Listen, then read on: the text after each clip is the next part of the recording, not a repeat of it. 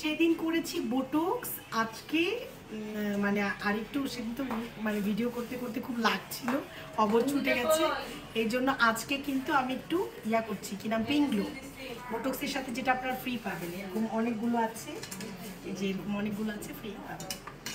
আমরা সব মেডিসিন দেখাই দিই যখন আমরা ক্লায়েন্টকে করি। আর এখন তো ভিডিওতে কি দেখাবো, ওকে।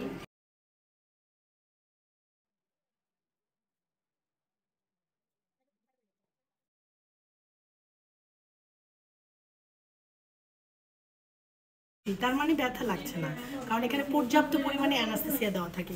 তখন করি, তখন মানে ভিডিওর জন্য আসলে ব্যথা কি হয়, মানে কথা বলতে বলতে অ্যানাস্থেসিয়া ছুটে যায়। অ্যানাস্থেসিয়া মিনস হচ্ছে ক্রিম দিয়ে আমরা অ্যানাস্থেসিয়া করে নিই।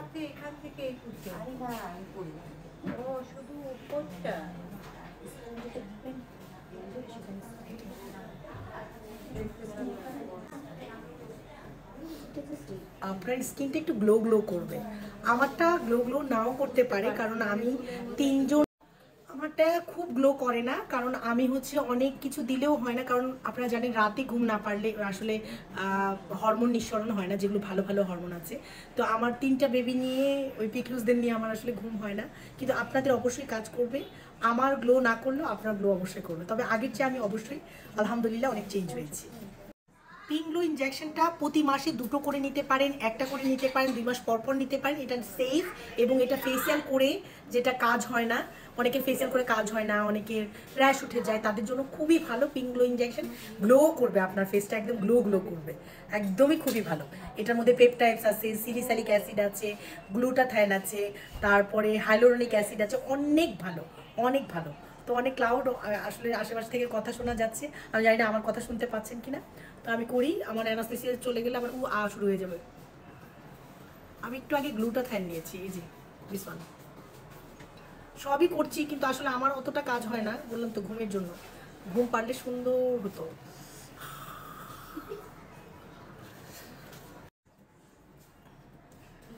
নিজে নিজে কখনো ট্রাই করবেন না, এটা কোনো সাজ না যে ঢাস করে দেখলেন আর পেরে যাবেন।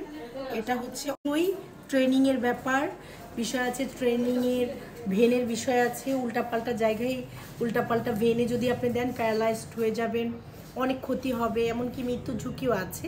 সো জেনে শুনে ট্রেনিংয়ের মাধ্যমে এই কাজটা করতে যাবেন, কেউ দেখে দেখে কাজটা করবেন না, রাইট?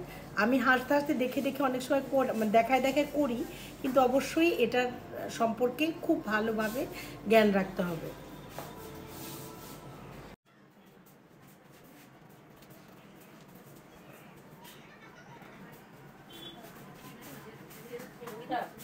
পার্লারের আপুরা, পার্লার ওনাররা, মালিকরা এসে আমাকে বলে যে আমি কেন ওনাদেরকে এটা শেখাচ্ছি না, বা ওনারা শিখতে চায়। এটা আসলে সায়েন্স ব্যাকগ্রাউন্ড হতে হবে, অবশ্যই বাইরের একটা কোর্স করে সার্টিফাইড হতে হবে, তারপরে আপনি আসলে কাজ করতে পারবেন। অনেকে তো আসলে পার্লার ওনার যারা আছেন তারা পার্লারের বিষয়ে অনেক শিক্ষিত, কিন্তু সার্টিফিকেটের ব্যাপারে বলছিলাম, পার্লার ওনারা অনেকে আমার কাছে এসে শিখতে চায়, ওরা বলে যে আমরাও করব। তো আসলে এটা দেখে দেখে কাজ শেখার বিষয় না, এটা পড়াশোনার বিষয়।